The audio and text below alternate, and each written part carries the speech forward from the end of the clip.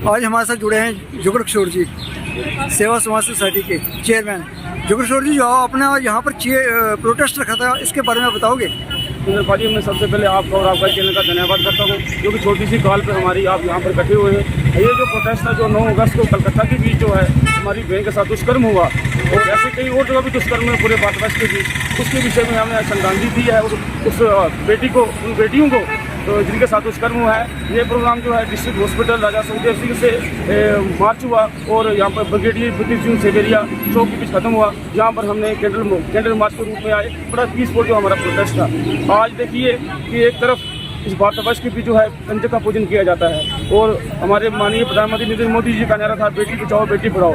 मैं मोदी जी से ये अपील करता हूँ पुंछ के बाटोन एरिए से कि मोदी जी, जिसने दुष्कर्म किया है और उसको भी आपने वकील दिया है, उसकी सपोर्ट के लिए मैं चाहता हूँ, पूरा देश चाहता है कि ऐसे दुष्कर्म करने वाले को जल्द से जल्द फांसी के फंदे पर लगाया जाए, ताकि दूसरा कोई ऐसी हमारी बहन के साथ आंख उठा के ना देखे और उसकी आंख भी निकाली जाए। मैं बेटियों, हम शर्मिंदा हैं, तुम्हारा कातिल जिंदे हैं। बेटियों, हम शर्मिंदा हैं, तुम्हारा कातिल जिंदा है।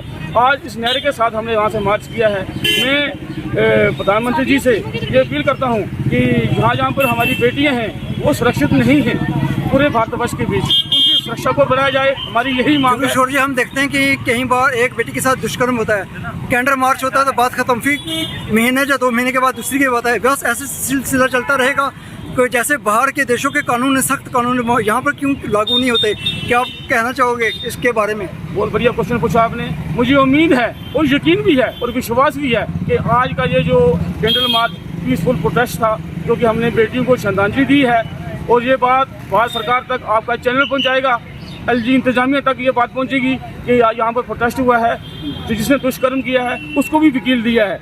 ऐसा नहीं होना चाहिए। कानून का जो सब्जेक्ट है उसको चेंज कीजिए मोदी जी, हमारी अपील है। जैसे हम देखते हैं कि कोई भी अगर दुष्कर्म की बात आती है या कोई भी अगर अपराध होता है, हमारे जो रखवाले हैं वही उनको छुपाने की कोशिश करते हैं। इस चीज़ को हटाने के लिए मुझे विश्वास है और यकीन भी है कि मोदी जी तुरंत इस पर एक्शन लेंगे। आप देखिए कि यहाँ पूरे भारतवर्ष के बीच बहुत ही एक लोगों की आंखों में आंसू हैं, गुस्सा है कि हमारी बेटी के साथ ऐसा दुष्कर्म क्यों हो रहा है। सबके घर में बेटियां हैं, सबके घर के माँ हैं। झांसी की रानी ने इस समाज के लिए, इस देश के लिए क्या किया है। आज हमारी बेटियों के साथ अगर कोई दुष्ट शख्स ऐसी हरकत करता है तो मैं समझता हूँ कि फौरन से फौरन उसे फांसी के फंदे पर लगाया जाए, ताकि दूसरा को साथी ऐसी हरकत ना करे। मैं आपके चैनल का धन्यवाद करता हूँ। मुझे उम्मीद है भारत सरकार इस पर एक्शन लेगी और जरूर एक्शन लेगी। देखिए, आर्टिकल मेडिकल कॉलेज कलकत्ता में ये जो हादसा हुआ है, ये दिल दहलाने वाला हादसा ना कि किसी पर्टिकुलरली एक जगह के लिए, ये पूरे हिंदुस्तान के लिए एक बहुत ही दुखद बात है कि एक महिला के साथ और एक जूनियर डॉक्टर के जो थी उसके साथ बुरी तरीके से जो है सेक्सुअल असॉल्ट किया गया और फिर उसका मर्डर किया गया।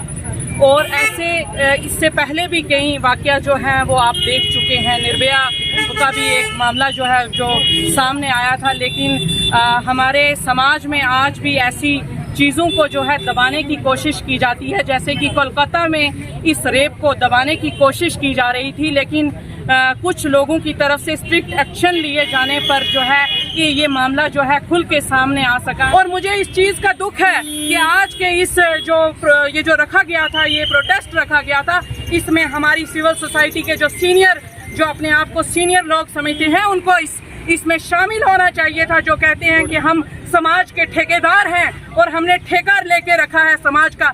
खाली जाके सीनियर अफसर्स के साथ फोटो खिंचवाने से और उनको गुलदस्ता सोसाइटी के ठेकेदार बने हुए हैं, उनको इस प्रोटेस्ट में शामिल होना चाहिए था। अगर नीतू जी ने अब एक कॉल दी और हम यहाँ पे पहुँचे, और मैं मुबारकबाद देती हूँ नीतू जी को, जिन्होंने इतना अच्छा काम किया समाज में। एक कॉल पे उनकी पे हम सारे यहाँ पहुँचे हैं, और उन लोगों को भी पहुँचना चाहिए था जो हमेशा कहते हैं हम बेटियों के लिए ये करते हैं वो करते हैं, बड़े बड़े दावे करते हैं वो, लेकिन वो खोखले दावे हैं उनके। मैं कहती हूँ कि बाकी क्या औरतें और क्या मर्द जो हैं सिविल सोसाइटी के, सिर्फ जब सिविल सोसाइटी की मीटिंग होती है और ये डाक बंगले में जाके अपनी कुर्सियाँ और टेबल ढूंढते हैं और अपनी सीटें कुर्सियां मल रहे होते हैं और कहते हैं कि हमने मीटिंग करनी है डिप्टी कमिश्नर के साथ, या कोई डीआईजी आ रहा होता है या कोई एसएसपी आ रहा होता है। आज उन लोगों को यहाँ पे शामिल होकर अपनी उस प्रेजेंस का दिखाना चाहिए था। लेकिन मुझे बहुत अफसोस होता है मेरे भाइयों, क्योंकि मैं सच कहती हूँ और सच सबको कड़वा लगता है और लगता रहे, मुझे उससे कोई फर्क नहीं पड़ता। उन लोगों को आज एक कॉल पे नीतू जी हमारी सीनियर एक्टिविस्ट हैं यहाँ की